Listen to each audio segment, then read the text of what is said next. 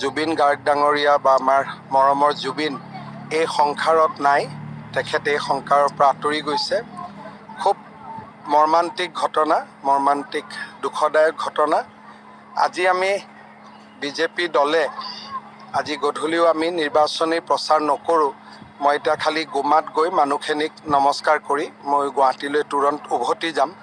তেখেতৰ সৎকাৰ বা কি ধৰণে আমি তেখেতক আনো, গোটেই কথাবিলাক গুৱাহাটীত গৈ আমি আলোচনা কৰিম।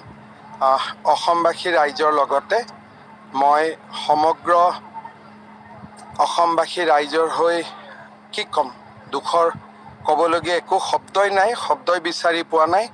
এটা মৰ্মান্তিক ঘটনা, জাতিৰ অপূৰণীয় ক্ষতি, জাতিৰ এটা অমূল্য সম্পদ আমি হেৰুৱাই পেলালোঁ। এই মাত্ৰই ফোনটোত আছেই পবিত্ৰ মাৰ্ঘেৰিটা ডাঙৰীয়া। তেখেতে